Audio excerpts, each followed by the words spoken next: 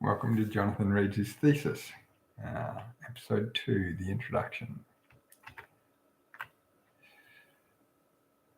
1. Introduction to Crowdfunding in Australian Universities.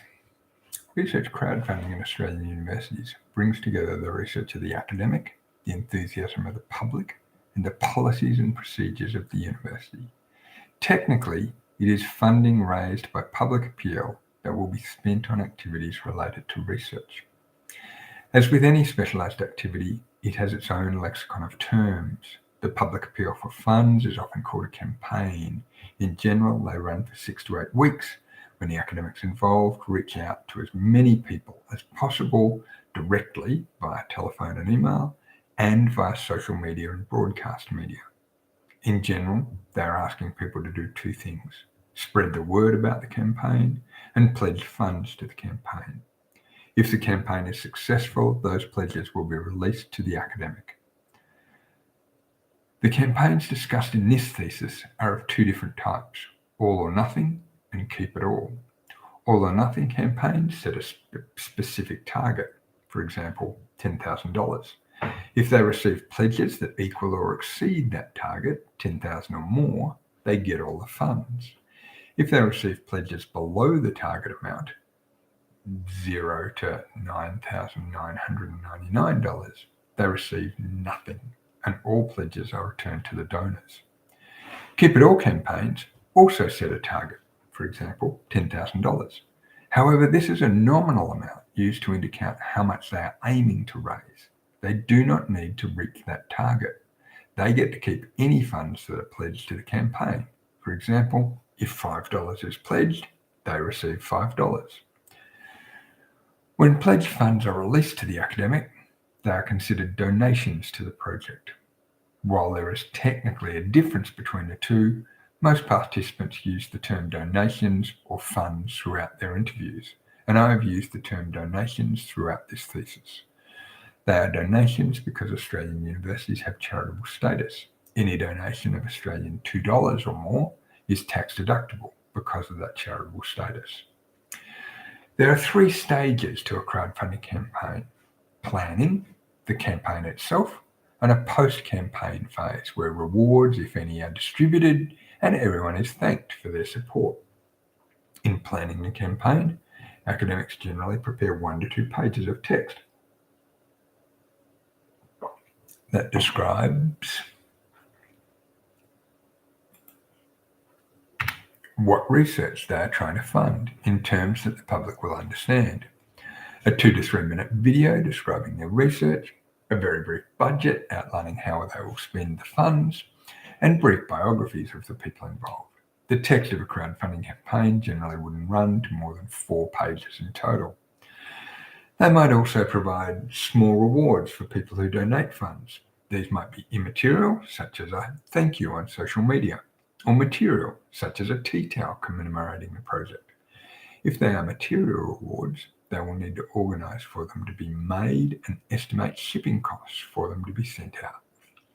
During a campaign, they will spend a lot of time on social media, trying to think of different ways to spread the word about their campaign. They may also ring or email people that they know to ask for help and donations. They will be seeking to gain exposure on broadcast media, such as talkback radio or local papers, or specialist bulletins that will be interested in their research topic. They may give talks to interested groups such as Rotary or Apex, and may run traditional fundraising events such as charity auctions, or wine and cheese nights. When the campaign is finished, they will usually thank all the people who have been involved. If the campaign has been successful, they'll probably need to contact some people whose credit cards have expired or whose pledges have not become donations for some other reason. If they've organised their crowdfunding campaign through their university, there will be some administrative activity associated with transferring funds to the correct account, issuing tax invoices for the donations, and adding donors to the university donor database. The academic will need to distribute any rewards they have offered for donations. All the campaign activity takes place on a crowdfunding platform, for example, Pozible, Chuffed, Kickstarter, GoFundMe, or Experiment. The platform hosts the description of the campaign and will generally perform some due diligence to ensure that the campaign fits their terms and conditions and any other policies that they have in place. Platforms also provide excellent material to help people to create successful campaigns. Excellent training material. Platforms also provide excellent training material to help people create successful campaigns. During the campaign, the platform will act on it as an escrow agent, tracking pledges and the donors who have pledged. They generally also provide mechanisms such as discussion boards where people can ask questions and discuss the campaign. At the end of the campaign period, if the campaign has succeeded, the platform collects the donations, passes the funds to the nominated account, and informs the academic of any pledges that it hasn't been able to collect. Platforms work with a range of payment services to allow supporters to pledge via credit card, debit card, PayPal, or Google Pay. If the campaign has not been successful, the platform automatically cancels all pledges. There are 4 recognised types of crowdfunding campaign. Donation campaigns seek donations generally towards charitable goals such as disaster relief, local projects, or research. Reward campaigns provide rewards for pledges and can often act as a pre-sale mechanism for goods or services. Loan campaigns seek loans for a specific reason and a specified period and are repaid generally with interest. This is by far the most active area of crowdfunding. Equity campaigns seek equity for business proposals and generally provide a share of the business in return for funding. Australian research crowdfunding campaigns are all either donation or reward campaigns. As such, I have not considered loan or equity crowdfunding in this research project. As almost all universities in Australia are public institutions, crowdfunding at Australian University provides an example of civic crowdfunding that seeks to advance civic or government-related projects. One important term to understand is crowd. In normal usage, this often denotes a group of strangers. However, academics undertaking crowdfunding campaigns start by contacting their existing social networks. For most academics, that means that the crowd starts as friends, family, and colleagues. They are then trying to reach out via that group to friends of friends, colleagues of colleagues, and complete strangers. It is difficult to do this in the 6 to 8 weeks of a campaign, so most research crowdfunders in Australia are drawing on their existing social network for donations. Much of the general publicity around crowdfunding has focused on campaigns that go viral, that is, campaigns that seize the public imagination and raise far more than their target amount. Flowhive, for example, was an Australian campaign, not a research campaign, that sought funds to develop a beehive that would make it simple for people to collect honey without harming the bees. It sought to raise Australian $70,000 and received over Australian $17 million from over 36,000 supporters from across 130 countries. Anderson and Anderson, 2015. While these viral campaigns receive a lot of press, they represent a tiny fraction of all crowdfunding campaigns. While most campaigns are successful, statistics vary, but most platforms have a success rate above 50%. Very, very few go viral. Successful all or nothing campaigns, by definition, reach 100% of their target amount and generally gain a small amount in excess of that target. A small number of Australian research crowdfunding campaigns have received 125%, 150%, or even 175% of their target amount. Not $175% of their target amount. A small number of Australian research crowdfunding campaigns have received 125%, 150%, or even 175% of their target amount. However, I do not know of any Australian research crowdfunding campaign that has received 200 or more % of their target amount. I know of no research crowdfunding campaign that has gone viral in the way that Flowhive did. The campaign that has probably come closest was organised on behalf of Professor Nikolai Petrovsky from Flinders University in 2021. Professor Petrovsky sought funding to undertake a trial of the COVID-19 vaccine in Australia. His GoFundMe campaign became a rallying point for people opposed to COVID-19 vaccinations and raised over $1 million. Bring COVID-19 vaccine back to Australia, organised by Sharon Petrovsky, non-dated. Weiser 2021, Wilson 2021. Because of the way that GoFundMe presents information about campaigns, I do not know what the original target of this campaign was. However, it is the Australian research crowdfunding campaign that has attracted the most funding by far. Examples of crowdfunding campaigns organised by Australian academics include 56-inch Circus, a circus arts project. This is the first occurrence I can find of a campaign that mentions an Australian university by name. It raised Australian $3,770 from 13 supporters. McGuffin et al., 2011. Subak with Art Festival, an environmental art project celebrating the Subak water management system in Bali, Indonesia. It raised Australian $3,000 from 17 supporters. Brooks, Macmillan and Suradharma, 2011.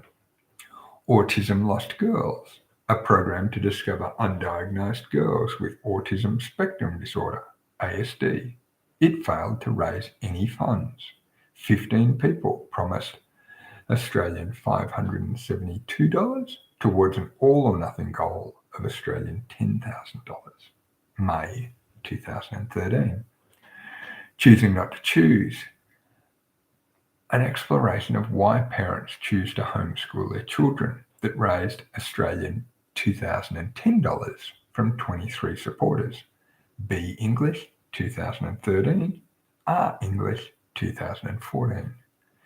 Cashing in on gameplay, a study of the attitudes of Australian gamers and non-gamers to gaming culture. It failed to raise any funds. 42 people promised Australian $1,761 towards an all-or-nothing goal of Australian $4,445. More 2013A, 2013B. Would you like seaweed with that? A nutrition project investigating the taste of Australian seaweeds, which raised Australian $5,435 from 88 supporters. Belgrove, 2013. Buddhist Life Stories of Australia, a history project to record Australian Buddhist stories, raised Australian $10,134 from 78 supporters. 2014. Parrots, the Pardalot and the Possum, an ecological project to map sugar glider populations and protect endangered bird populations. It is the most successful project in my dataset, raising Australian $73,000 from 1,156 pledges. Cook and Stojanovic, 2015. Saving Young Drivers' Lives, an evaluation program of a driver education program. It failed to attract any pledges at all towards an all-or-nothing goal of Australian $33,000. Corbett, Glendon and Peterson, 2015. 1.1. A brief overview of Australian research funding. A brief overview of university research funding in Australia. One of the key aims of research crowdfunding is to raise funds to undertake research. Australian academics have traditionally received research funding from 5 main sources: government research grants, industry research contracts, philanthropic grants and bequests, international research grants, and internal university funding cross-subsidised from teaching revenue. For the last 10 years, total funding from all sources combined has remained flat at around Australian $10,000 to $12,000 million. Department of Industry, Science, Energy and Resources, 2021. In real terms, it has not kept pace with inflation or growth in Australian domestic product, Australian Academy of Science, 2021. Structural changes in university research funding happen slowly in Australia. The existing research funding infrastructure has been built over time. In 1936, the Wool Publicity and Research Act established the Australian Wool Board, which drew on a levy of production income to fund research. The National Health and Medical Research Council was established prior to World War II through the Medical Research Endowment Act, 1937. At this time, there were 6 universities in Australia. University of Sydney, founded 1850, University of Melbourne, 1853, University of Adelaide, 1874, University of Tasmania, 1890, University of Queensland, 1909, and University of Western Australia, 1911. Table 1.1 provides establishment dates for all universities in Australia. As part of post-World War II reconstruction, the Commonwealth of Australia provided more direct financial support to the education sector. In general, education is a state responsibility in Australia. This included increased research funding. Until 1946, Commonwealth grants for research within the universities were allocated by the National Health and Medical Research Council, Medical Sciences, CSIR, the Council for Science and Industrial Research, which became the Commonwealth Scientific and Industrial Research Organisation in 1949, Physical and Biological Sciences, and the Department of Post-War Reconstruction, Social Sciences. In November 1946, Cabinet decided that a Commonwealth Research Grants Committee should take over responsibility for the grants in the physical, biological and social sciences. Powell and McIntyre, 2015. I'm going to go back.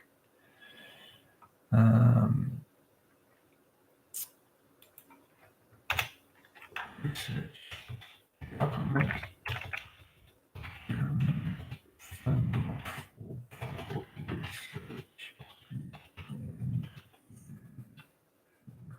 36. Okay. Structural changes in university research funding happen slowly in Australia. The existing research funding infrastructure has been built over time. Federal government funding for research began in 1936 when the Wool Publicity and Research Act established the Wool Board, which drew on a levy of production to fund research.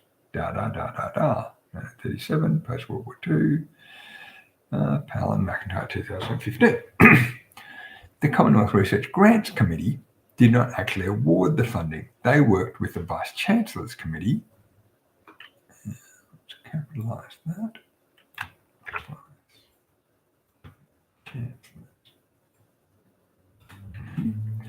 The Commonwealth Research Grants Committee did not actually award the funding. They worked with the Vice-Chancellor's Committee, which selected the research projects and was responsible for the division of grants among the universities. Powell and McIntyre, 2015. Powell and McIntyre, 2015 for quote needs page number. Page number. Told you there'd be errors and pauses. As part of post-war reconstruction, the Australian National University was founded in 1946 and the University of New South Wales gained university status in 1949. During the 1950s, 2 more universities were founded. The University of New England, University of New England, 1954, and Monash University, 1958. And in the 1960s, 4 more. La Trobe University, 1964, Macquarie University, 1964, the University of Newcastle, 1965, and Flinders University, 1966. In 1964, the Committee on the Future of Tertiary Education in Australia, the Martin Committee, recommended a major expansion in tertiary education in Australia, with universities funded to undertake research and teaching, and the Institutes of Technology and colleges of advanced education funded to teach. McIntyre, Brett and Croucher, 2017. Benner, Grant and O'Kane, 2022.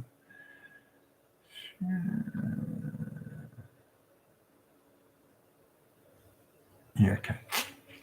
The Australian Research Grants Committee was established in 1964 and provided funding. Okay, let's go back. The Commonwealth Research. Okay, Commonwealth Research and then Australian Research Grants Committee. The Australian Research Grants Committee was established in 1964 and provided funding for research projects through single blind peer review. Bennett, Grant and O'Kane, 2022. Aitken, 1996. The Australian Council for the Arts was established in 1968. Canberra Times, 1968. At the time, there were 14 universities in Australia. The establishment of the Australian Council for the Arts did not have an immediate impact on university research funding.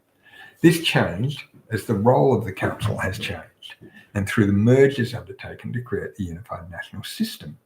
The Institutes of Technology and the Colleges of Advanced Education have included art practice taught by practicing artists from their inception.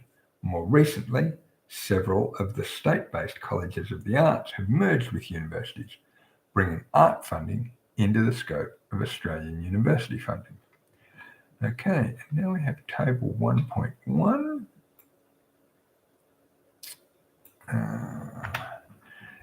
Dates of establishment of Australian universities does not include Australian campuses of international universities. Okay, it's going to be riveting stuff. University, current name, date established as a university.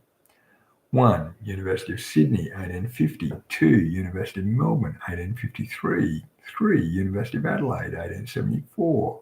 4. University of Tasmania, 1890. 5. University of Queensland, 1909. 6. University of Western Australia, 1911. 7. Australian National University, 1946. 8. University of New South Wales, 1949. 9. University of New England, 1954. 10. Monash University, 1958. 11. La Trobe University, 1964. 12. Macquarie University, 1964. 13. University of Newcastle, 1965. 14. Flinders University, 1966. 15. James Cook University, 1970. 16. Griffith University, 1971. 17. Murdoch University, 1973. 18. Deakin University, 1974. 19. University of Wollongong, 1975. 20. Curtin University, 1986. 21. Bond University, 1987. 22. University of Technology, Sydney, 1988. 23. Western Sydney University, 1989. 24. Queensland University of Technology, 1989. 25. Charles Sturt University, 1989. 26. University of Notre Dame, Australia, 1989. 27. Victoria University, 1990. 28. University of Canberra, 1990. 29.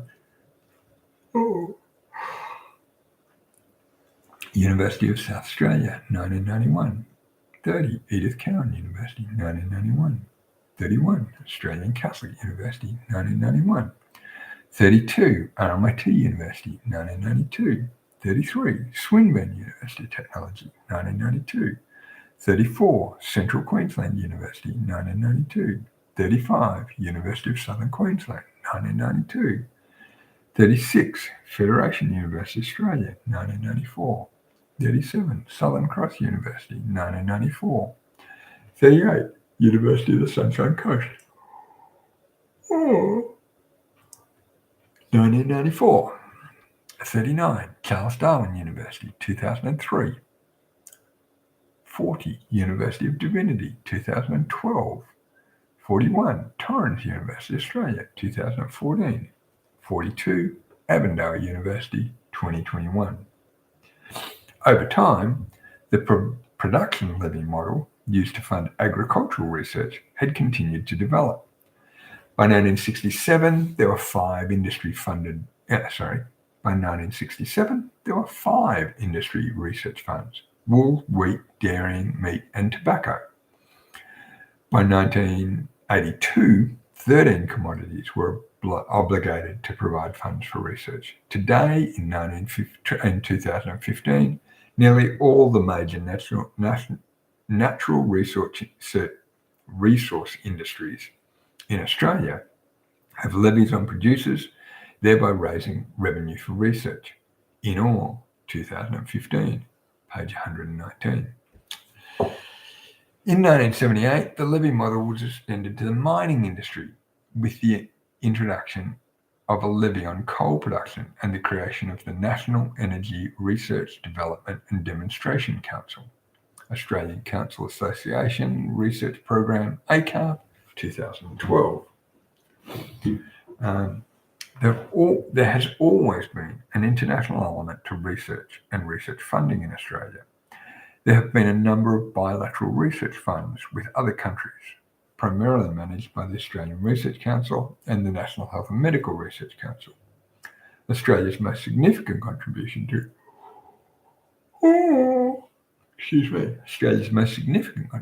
international research funding has been the Australian Centre for International Agricultural Research, ACIAR, established in 1982, Curry Adler, 2015. By the time it was established, the number of universities in Australia had grown to 19. While research into primary industries had been funded by levies on production, generally matched by government funding, the government had also been keen to encourage direct funding of research by industry. It provided tax incentives. The government was...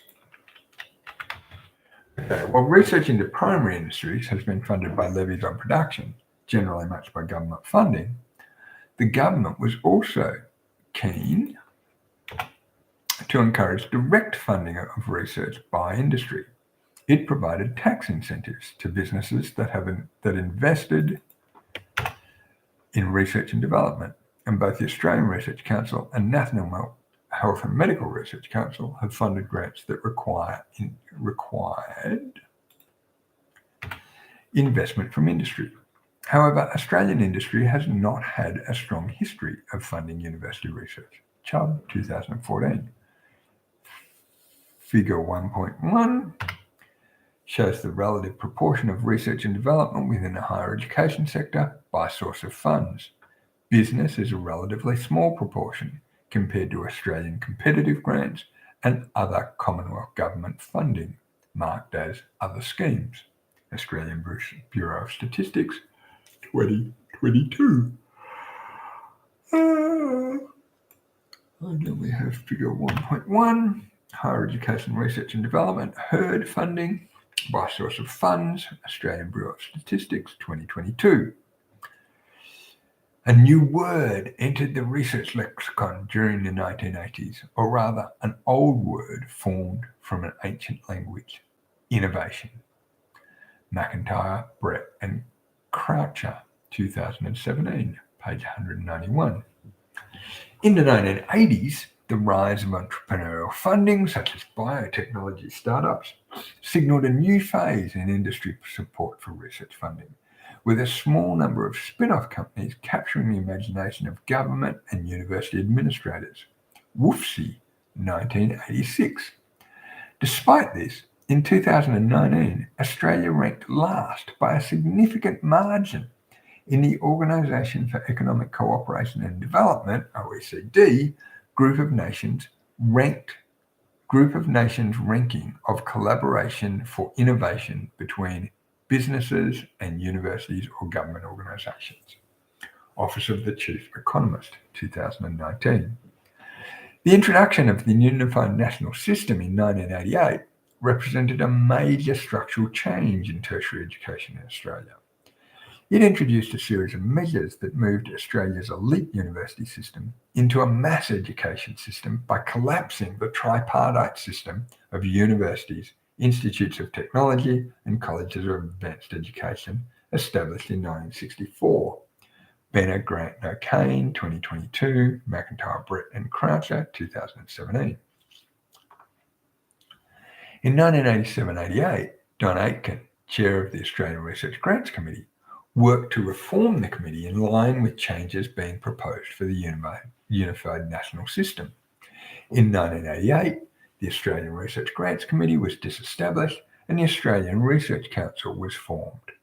In 1989, the changes to the Unified National System began to be implemented across the Australian higher education system. Benner, Grant and O'Kane, 2022, Aitken 2000, Canberra Times, 1968, Sims 2019. By 1992, the Unified National System had resulted in 19 universities and 46 colleges merging into 36 public universities. McIntyre, Brett and Croucher, 2017. There has always been significant cross-subsidy of Australian university research from teaching income.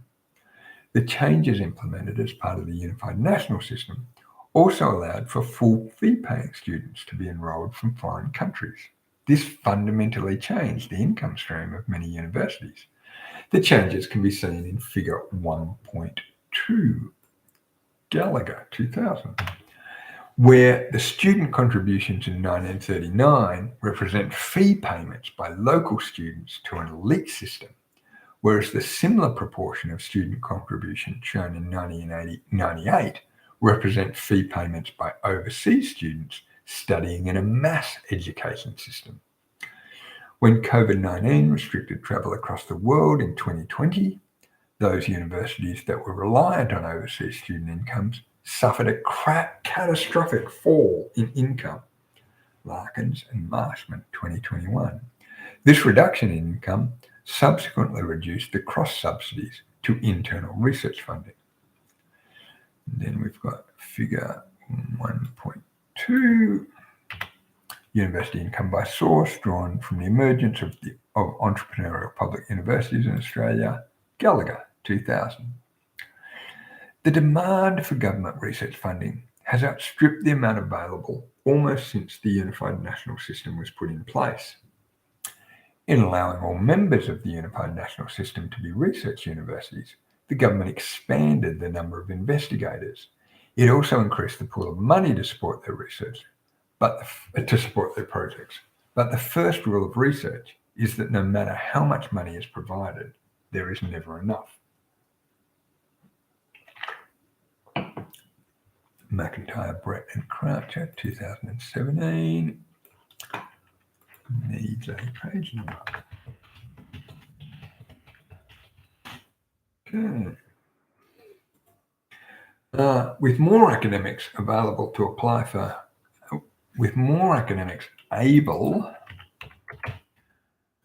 for research funding, the number of applications to the Australian Research Council rose. The government did not increase funding to keep pace. As a result, the success rate fell. By 1989, the success rate for the standard Australian Research Council grants, in 1989, the success rate for the standard Australian Research Council grants was 42%. By 1993, it had fallen to 19%. McIntyre, Brett and Croucher, 2017. It has remained below 20% almost ever since. The demand for government research funding far outstrips the amount available, with, for example, 70 to 75% of the Australian Research Council discovery applications unfunded over the last 10 years. Australian Research Council, non-dated. The briefings prepared for both the 46th and 47th Australian Parliaments, 46th, 2019, and 47th,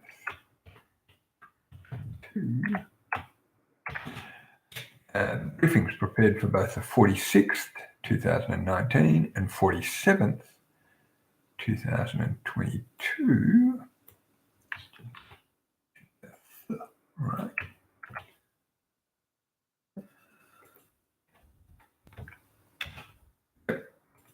Seventh, 2022. Australian Parliaments listed the lack of investment in research and development as a key issue. Brennan, 2022, Laidlaw and King, 2019. Despite this, the latest briefing reported that Australian researchers perform well in measurements of academic publications, producing 4.1% of academic publications globally in 2020, more than 10 times Australia's share of the global population, 0.3%. Australian authors perform well when comparing citations of research publications. Australian researchers also perform above the OECD average in terms of scientific publications generated per dollar invested in research. Brennan, 2022. In the wake of the Unified National System, new public management changes to the funding of research has meant that money was no longer simply, Brennan, 2022 is going to need a page number.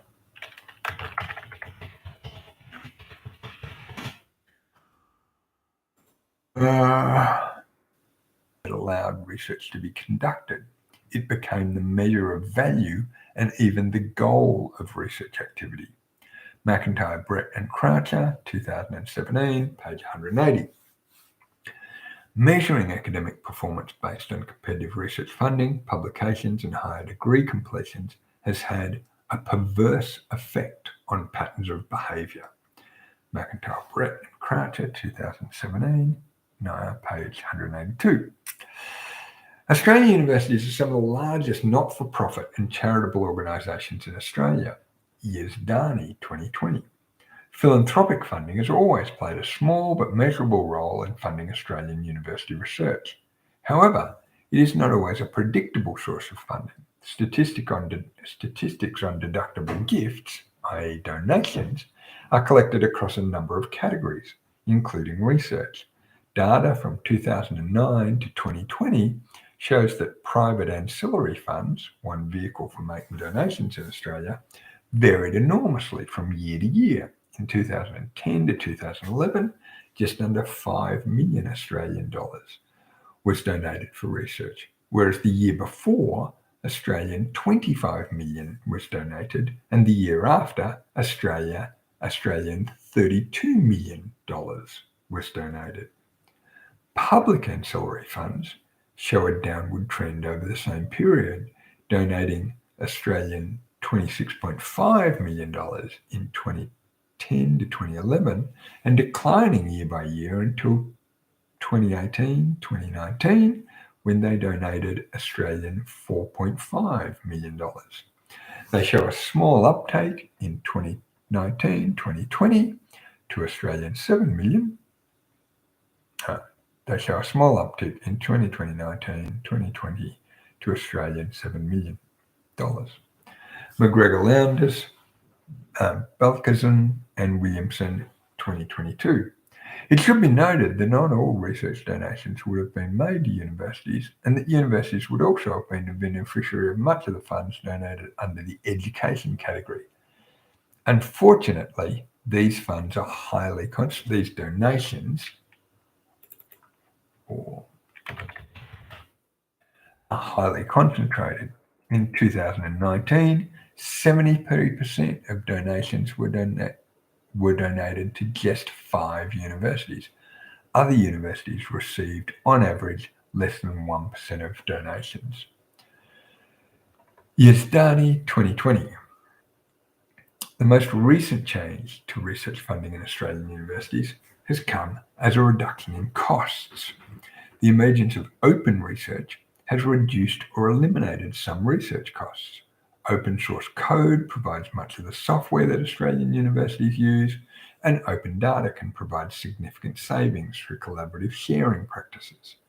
Pomerantz and Peake, 2016, Kingsley, 2013, Wilinski, 2005.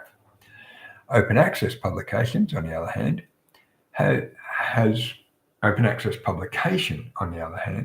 has been somewhat of a mixed blessing, with gold open access publication moving the cost of publication from institutions via subscription costs to researchers via article processing charges. Barber and Nichols, 2019. Institutional and preprint repositories have provided new ways to make journal articles and conference papers open, although monographs have lagged behind somewhat. Kennan and Kingsley, 2009, Huang et al., 2020, Mongue, 2018. Data about the inputs, e.g. grants, and outputs, e.g. publications and datasets of research, is increasingly being made openly available. Poblet et al., 2014, Priem, Piwowa, and Orr, 2022. While this is not a direct injection of funding to the university, and it is difficult to calculate the financial benefit, the open research movement has certainly shaped the research policy and procedures of the 42 universities currently extant in Australia. 1.2. Current research funding issues. Research crowdfunding can help researchers build an audience for their work, an audience that is willing to fund what they believe in. It offers a new funding model that may help to fund different types of research. Australian academics certainly need the help. When I began this PhD in 2015, Australian government funding for research was at the lowest level since records had been kept. Parliamentary Library, 2014. As I finish it, Australian universities are coping with the impact of a global pandemic that has disrupted one of their main sources of income, overseas student fees, Larkin and Marshman, 2021. It has not been an easy time for Australian universities. Australian universities face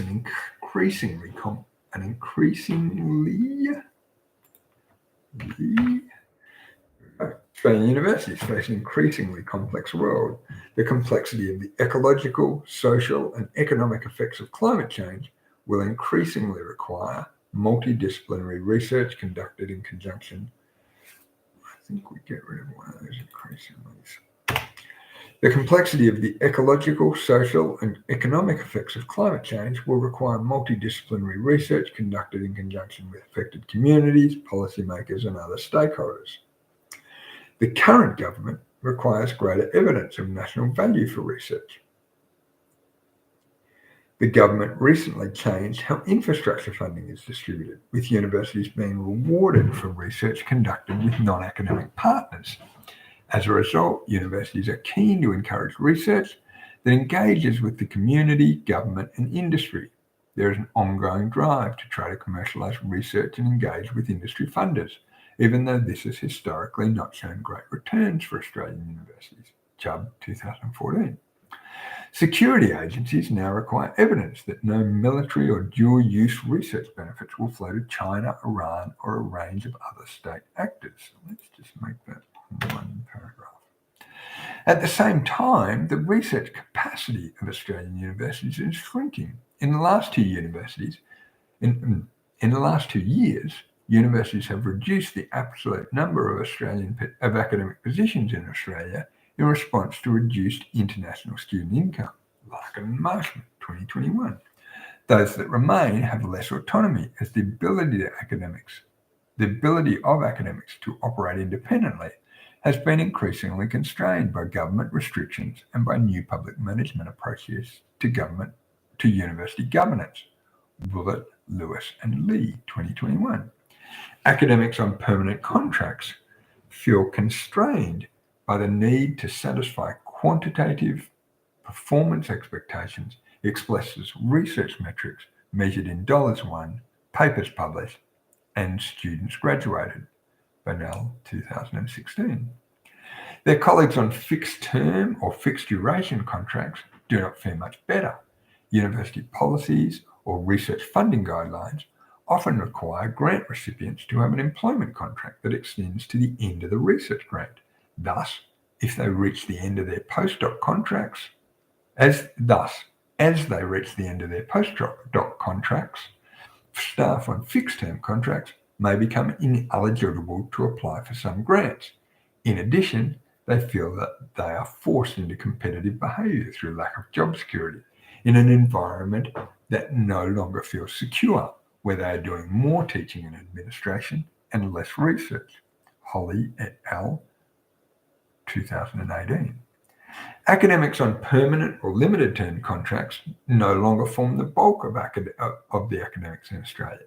Changes in university business models have decreased the proportion of staff with secure employment.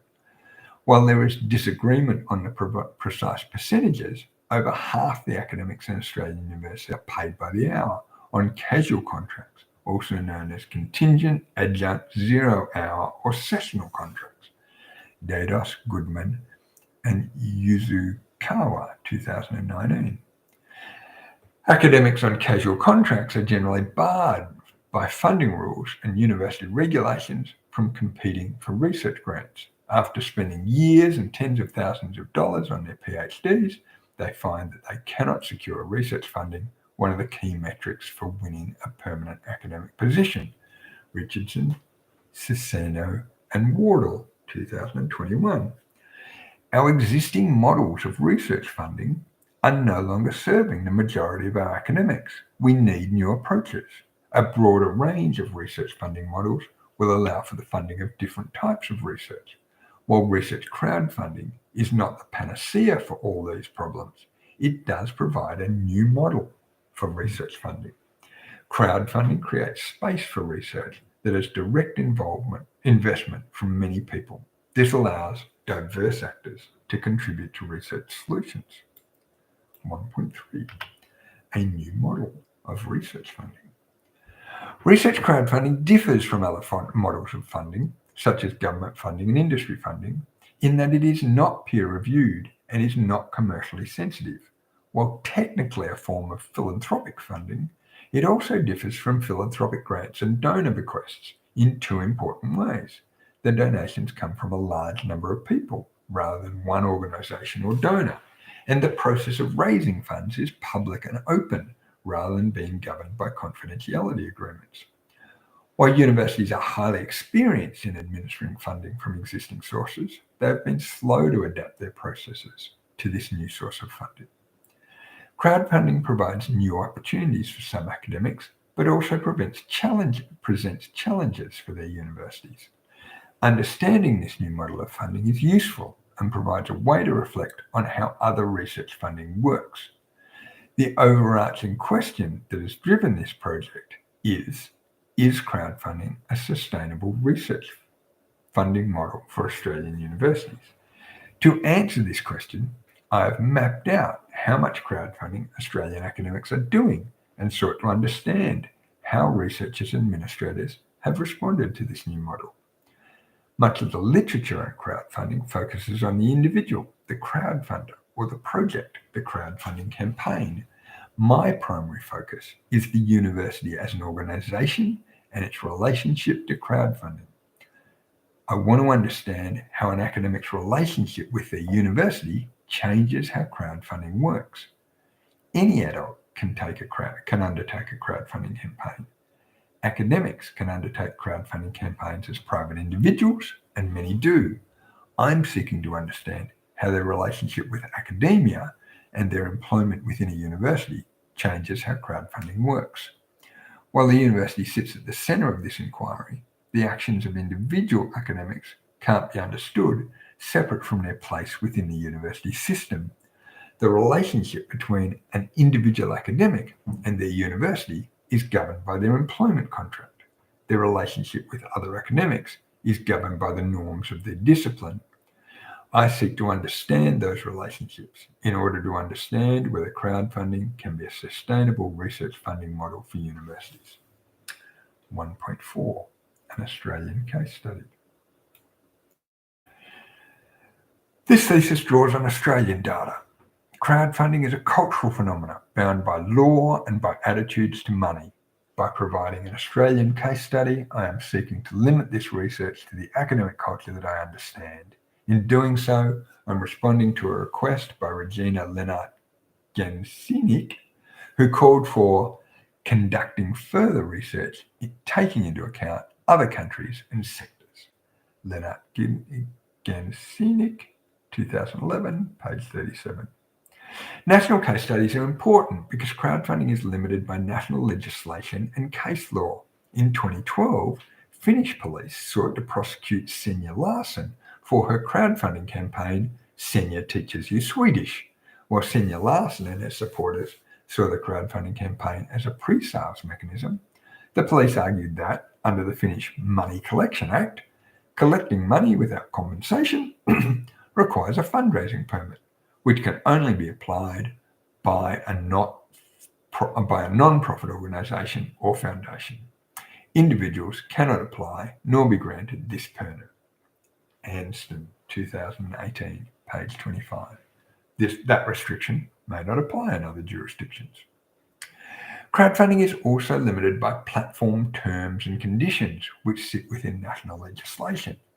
As discussed on the chapter on risk, GoFundMe Australia introduced changes to its terms and conditions to protect supporters shortly after Lucy Wheeland, not an academic, was charged with fraudulently raising almost Australian $55,000 via GoFundMe, claiming that she needed treatment related to ovarian cancer. Hinchcliffe, 2018, Rafferty, 2018.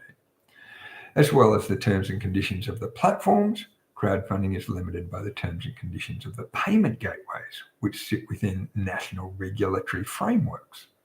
In 2013, PayPal temporarily locked pledges on multiple crowdfunding campaigns based on a narrow interpretation of their terms and conditions, e.g., Markowitz 2013, Somerville 2013, Benchoff 2015. As these payment organisations operate worldwide, their behaviour can be constrained by the laws of their home jurisdiction as well as the jurisdiction in which they are conducting business. Beyond the limitations imposed by terms and conditions, the platforms limit the human-computer interactions they will allow to happen. As Lawrence Lessig reminds us, law regulates computer code, and code becomes the law that regulates what can actually be done online. Lawrence Lessig, 2013, 2016. Where is that? Sorry.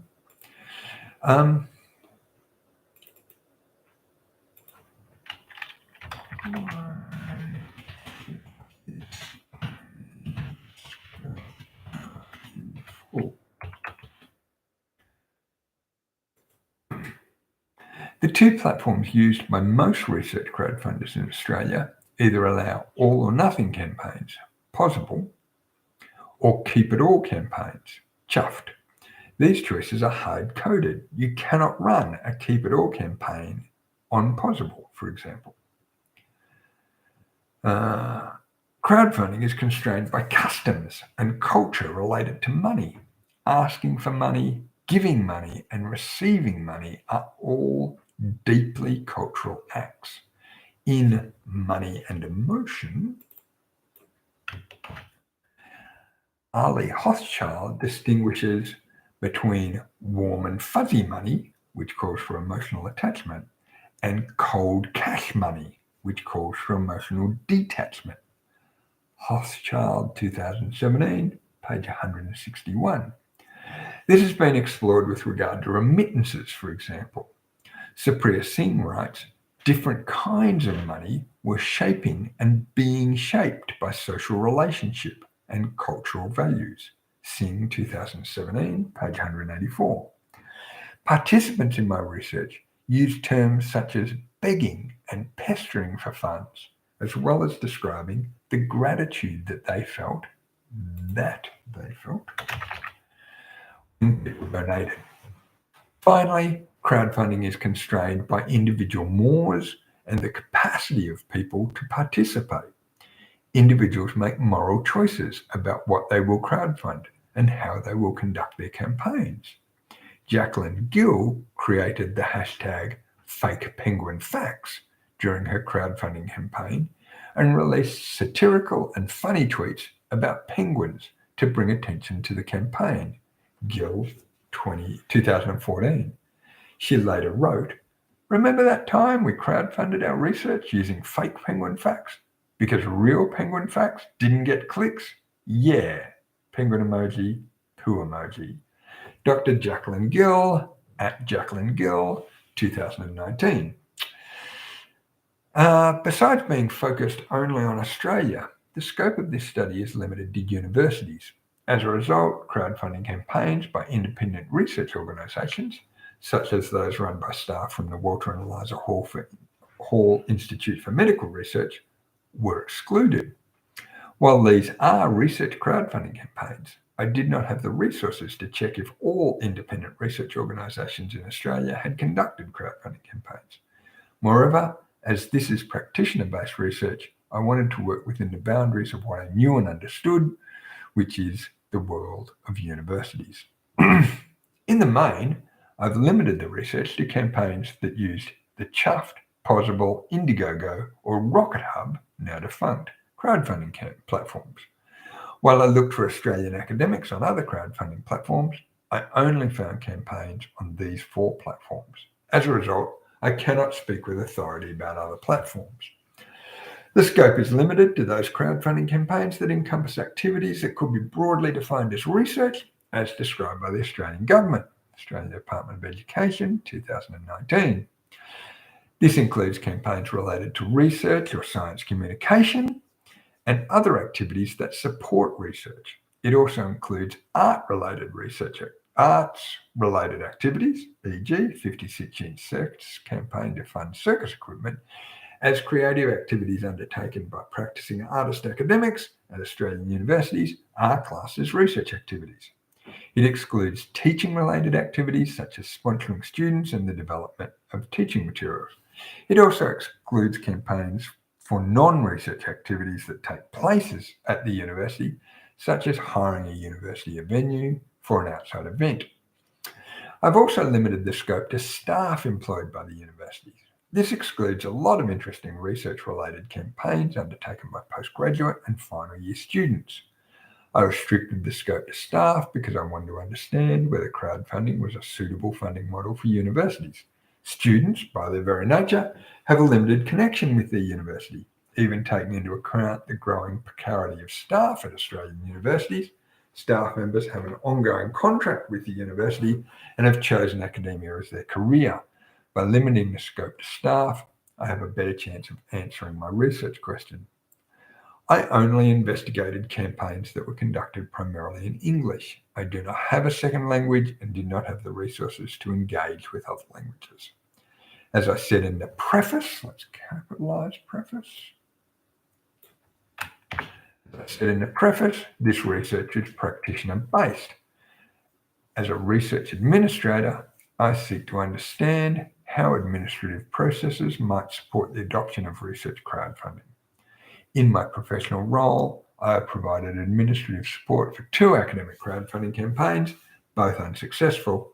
As they were part of my professional role, they were not covered by my research ethics approval and therefore are not included in this analysis.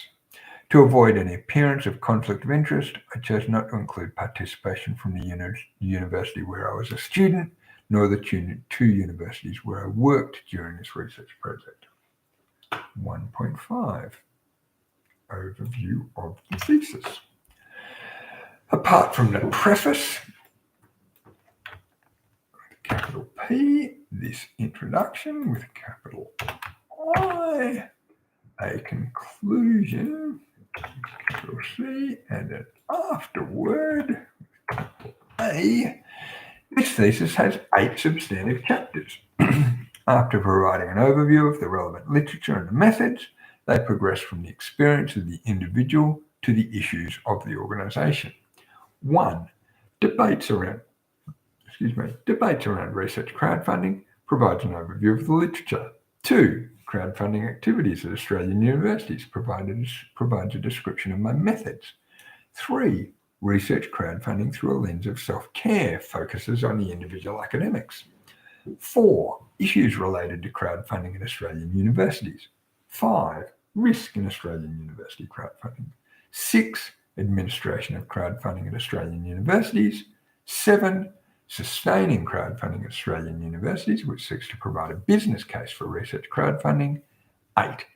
My findings are described in current understanding of crowdfunding at Australian universities.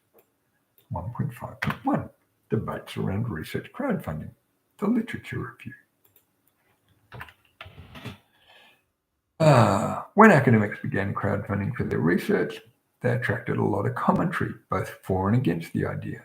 Journalists, academics, and administrators express their opinions through newspaper articles, blog posts, and refereed journal articles, and in commentary pieces published by journals such as Nature.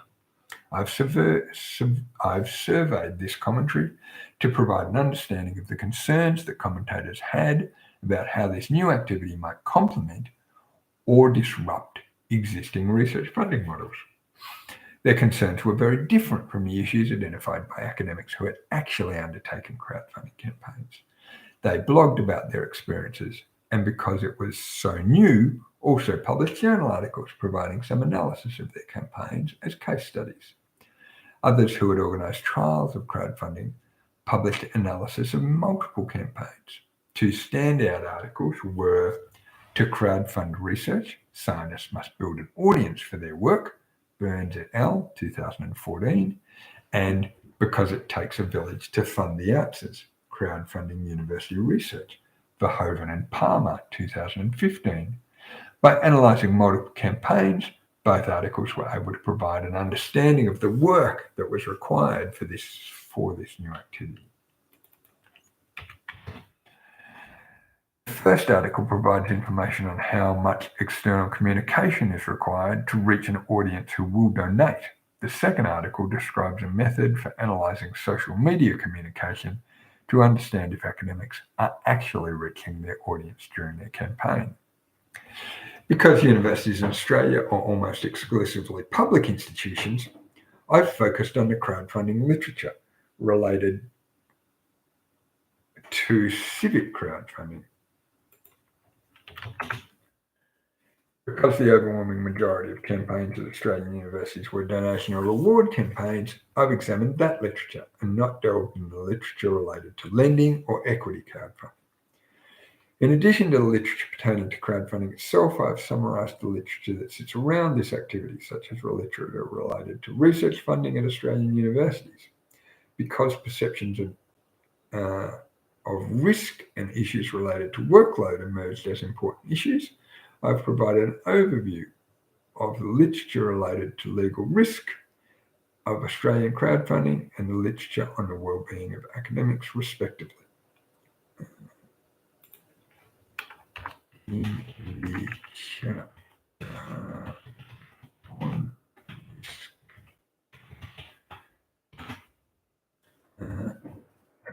Because perceptions of risk and issues related to workloads emerged as important issues, I've provided an overview of the literature related to legal risk of Australian crowdfunding in the chapter on risk and the literature on the well-being of academics, respectively. 1.5.2 Crowdfunding activity at Australian universities, methodology. To understand the scope of this new model of research, to understand the scope of this new model of funding, I reviewed all the crowdfunding campaigns that I could find that were organised by academics and that named Australian universities. I found 79 campaigns that had been conducted between 2011 and 2015.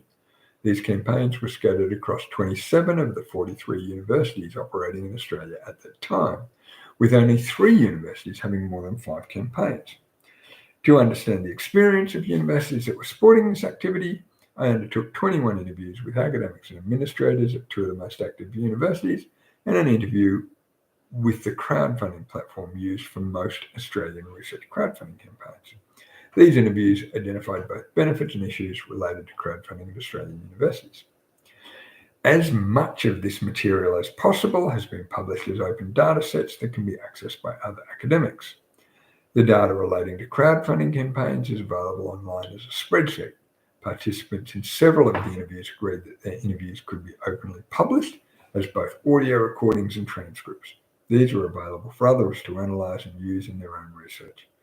Providing academics with control over what they said in the interviews and the opportunity to decide whether they should remain confidential or were published openly added a level of complexity to the management of the interview process. But I think it was worthwhile. I have been able to use quotes from the open interviews to represent themes and issues that emerged from all the interviews. All open data sets are available on the Figshare Open Data Repository. See Appendix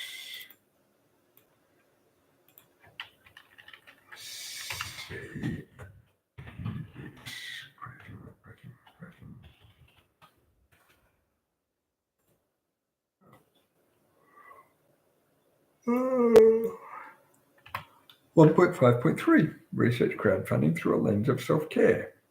The interviews with crowdfunders and the materials that they had written to support their campaigns provided me with a useful understanding of the concerns that crowdfunding raised for them, as well as the benefits it had brought to them.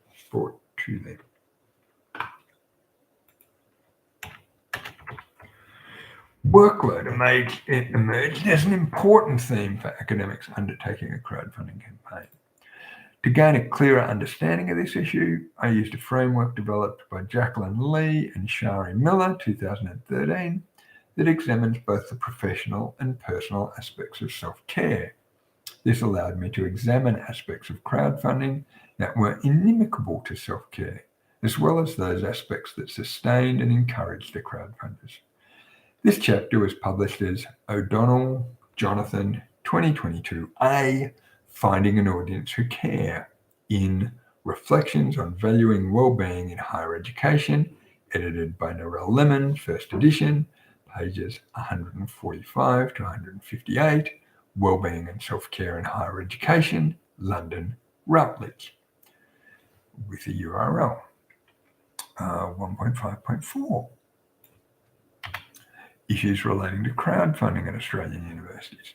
The interviews, combined with first-person accounts of crowdfunding, e.g. through blog posts and opinion pieces, provided an overview of the issues related to crowdfunding at Australian universities.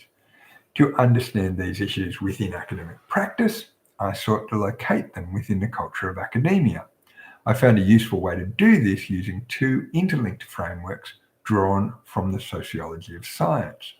The first framework is known as the norms and counter-norms of research. Built up since the 1930s, it seeks to provide an understanding of common attitudes towards research by providing contrasting sets of social expectations, such as emotional neutrality and emotional commitment.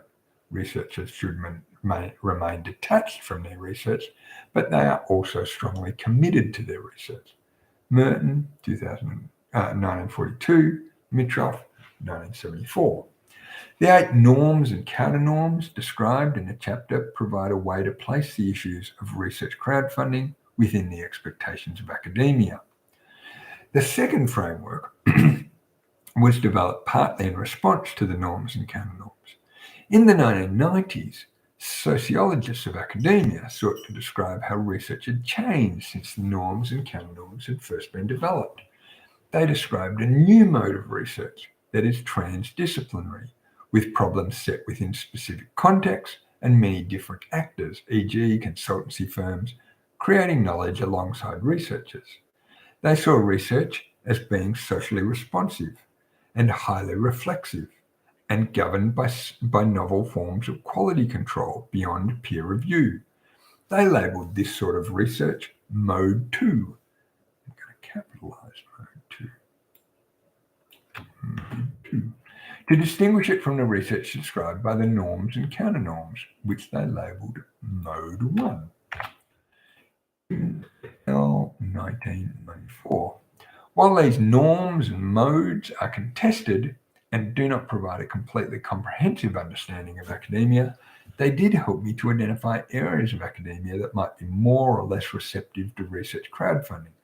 This chapter is in press at the time of writing and should be published in 2023 as O'Donnell, Jonathan, in press, issues related to crowdfunding at Australian universities, in Crowdfunding in Higher Education Institutions, Theory and Best Practice, edited by Regina Lena-Gensinik, Karsten Wenslaff, and Sebastian Spath.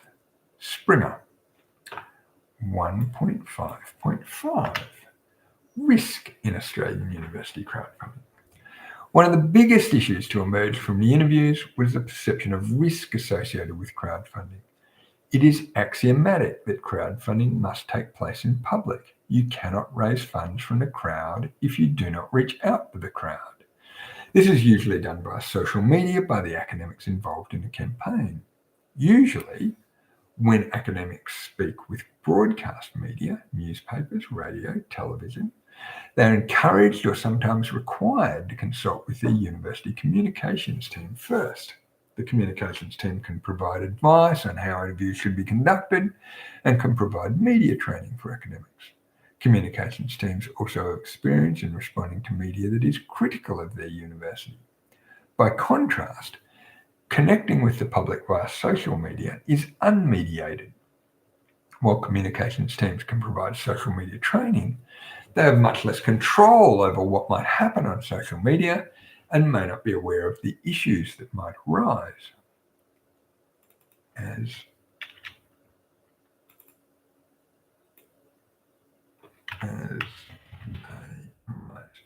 This presents a perceived risk to the reputation of the university. Because perception of risk emerged as a theme from both the interviews and early opinion pieces, I examined both the legal and non-legal risks associated with research crowdfunding. I built my analysis on a framework initially developed by Peter Stack et al. 2017 and provided a framework for ameliorating risk in research crowdfunding based on possible actions before, during, and after the campaign. This chapter was published as O'Donnell Jonathan 2020, a framework for ameliorating risk in Australian university crowdfunding in Legal Regulations, Implications and Issues Surrounding Digital Data, edited by Margaret Jackson and Marita Shelley, pages 41 to 67, Advances in Information Security, Privacy and Ethics, Hershey, USA, IGI Global, and a URL. 1.5.6 Administration of crowdfunding at Australian universities. As I was interested in why more Australian universities weren't encouraging their staff to undertake crowdfunding, I looked closely at the administration of crowdfunding at the two universities where I conducted the interviews. This provided an understanding of best practice in supporting research crowdfunding, as well as a framework for understanding the range of administrative attitudes to crowdfunding at Australian universities. This chapter was published as O'Donnell Jonathan 2022B, Administration of Crowdfunding at Australian Universities, Business Horizons, Volume 65, Issue 1, pages 33 to 42, and the URL. 1.5.7 Sustaining crowdfunding at Australian universities. To assist universities and academics who may wish to undertake crowdfunding in the future, I described the business case for research crowdfunding at Australian universities and a framework for support. An extended abstract of this work is in press and will be published as O'Donnell Jonathan in Press, Sustaining Crowdfunding at Australian Universities, extended abstract in International Conference on Crowdfunding Research, Oslo, Norway, and URL. 1.5.8 Current understanding of crowdfunding at Australian universities. This chapter brings together the findings of the project. In brief, research crowdfunding is suitable for some academics. It will work best for those academics who already have an audience or for those who are actively seeking to build an audience for their work.